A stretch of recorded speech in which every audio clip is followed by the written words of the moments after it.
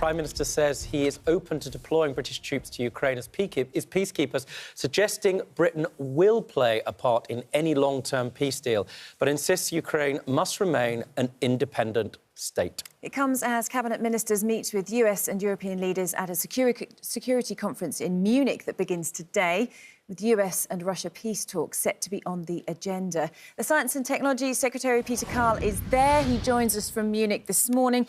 Good morning to you. Thank you for coming on to talk to us this morning. Now, I know that one of the things you want to talk about is AI. We will come on to talk about that. But obviously, you know, leading the news today is this issue with Ukraine. What's going to happen there? Are we going to see UK peacekeepers on the ground in Ukraine? Do we have the capability for that?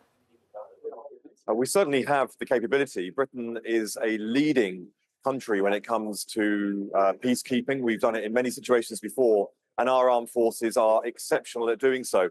But we mustn't look too far down the line at the moment. We have this window of opportunity at the moment. President Zelensky is arriving here at the Munich Security Conference, where I am here, and Britain is well represented today, and also J.D. Vance, the US Vice President. So we have this great opportunity to start, the discussions and listening to what President Zelensky himself says that he needs on behalf of the Ukrainian people, because their voice is essential.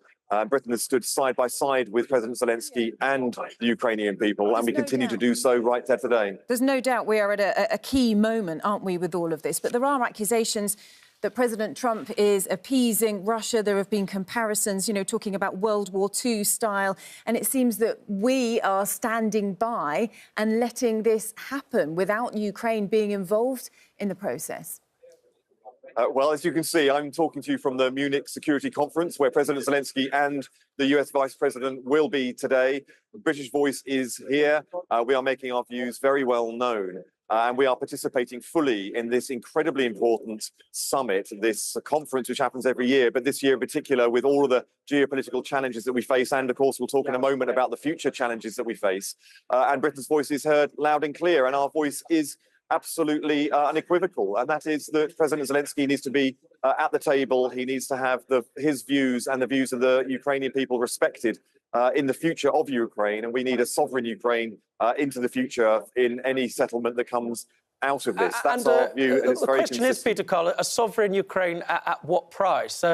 What do you think is a tolerable price? It seems that President Trump has one view, and certainly what he's made absolutely clear is that Ukraine will not join NATO. He's given away a critical element of any negotiation. Wouldn't you agree? What's the price? Actually, yesterday, the US Defense Secretary made very clear that all options are on the table. Now, today is the day where words sort of outside the arena end, and actually what happens when people are in the room together start to really matter. So we're at this crucial moment. Let's just allow events to unfold today. And as we move forward, of course, see how Britain can play a constructive role alongside the international community to deliver for Ukraine and the Ukrainian people what they need. We've been there since the beginning. We are with them today. Okay. Sorry, you say, we have the capability to be able to put UK peacekeepers on the ground if needed. But do we have the money to be able to afford this? When we look at defence spending, and it's on the front page of the Daily Telegraph talking about it today, 2.5% on defence won't touch the sides. That's the warning from military chiefs. And we know that Keir Starmer has said that defence spending will go up to 2.5%, but we still don't know when that will happen by. But it seems even that will not be enough, will it? Well, the last time we spent 2.5% of GDP was under the last Labour government. And of course, we are striving to get back there now. We do have a strategic defence review underway, the root and branch review of all of our defensive capabilities and how we need to adjust and adapt going into the future. But look, there is one way that this war in Ukraine could end today, and that is Vladimir Putin ends it.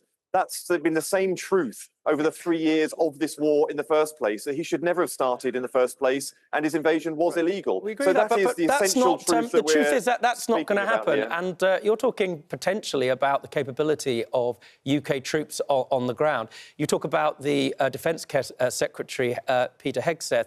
He also said yesterday, look, we are happy to be Uncle Sam, but we won't be Uncle Sucker. Donald Trump says countries that are members of NATO, like the UK, should be spending 5% of their GDP on defence.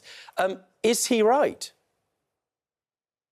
Today is the day where, for the first time, some of the really key people, including primarily President Zelensky, are here together in the same space.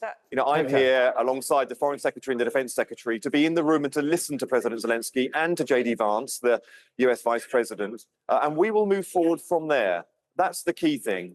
We need to make sure that we move forward steadily. We move forward with all voices being heard, primarily that of President Zelensky and the Ukrainian people. And Britain stands by to contribute in any way we can, in any way that will play a meaningful, constructive way to the rebuilding and the delivery of a secure, one of the difficulties safe and is, sovereign Peter Ukraine. Carl, one of the difficulties is that a number of people, not least the ex-secretary of the Navy, saying that the army has been hollowed out because of how it's been funded. And, you know, the person that runs all of that or determines where the budgets go, the Prime Minister and the Chancellor, Rachel Reeves. I want to ask you this question. You know, you run a big department, and in that department you've got scientists, right, whose backgrounds have to be absolutely clear. I wonder this, if you had a scientist in your department who was advising you on a very critical element of any policy that you were going to make, and you discovered that that scientist had told porky pies lies about their CV, would you sack them? Firstly, on your first point, the person who said that the defence spending had been hollowed out was Ben Wallace. He said it about his own government and about his own time as Defence Secretary. So this is what we're trying to recover from at the moment.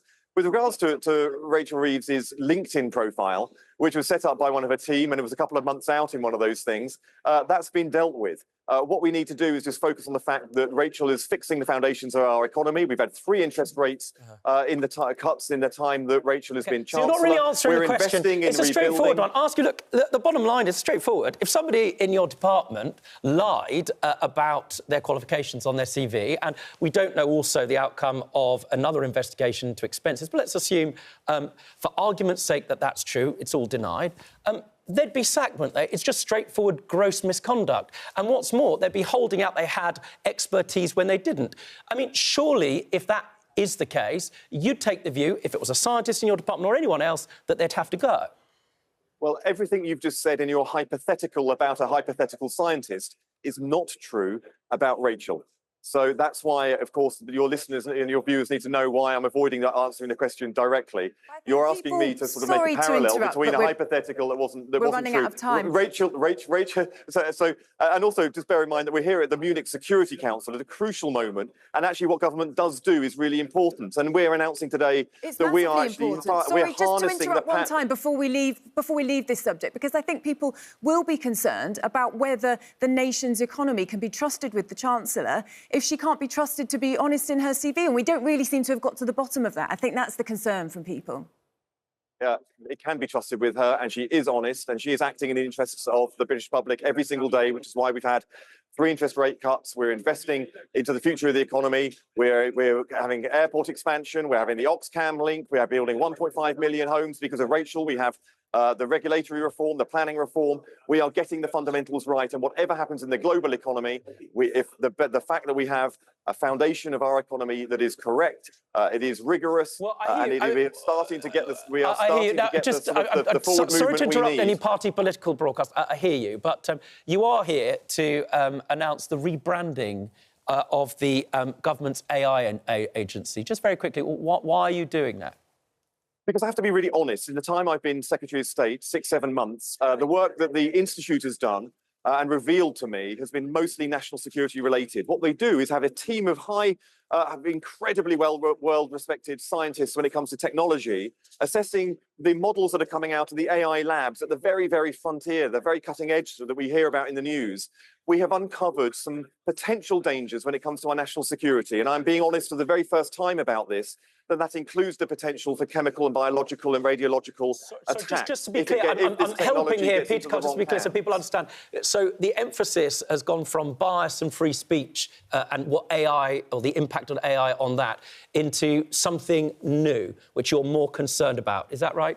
Let me be really clear about it. We have never looked, as the Institute, on bias and free speech, and we've been clear that we never have. That is being taken care of by the Online Safety Act and our individual regulators looking at AI in other forms. We're looking at the very powerful models of AI that's coming out. We're making sure that we work with the labs who are creating it before those models are released. And we will use our expertise, which is leading the absolute world, to make sure that where there is potential for national security and threat to life, and actual, the potential for attacks on our country, that we will work with those labs to make sure that they are made safe before those models are released. And we're also announcing... Some people look at AI and, lots of people, and find it absolutely terrifying what this technology can do.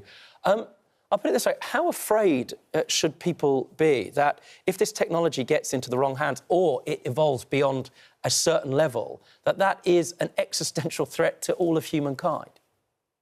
Well, the first thing is they need to know people expect us to be honest, and that's why today I'm being very honest about what our institute does, what it's capable of, how we're keeping people safe. We're also testing models from outside of Europe and America and the UK, and those models will be tested and we'll share the insights we get with our international allies.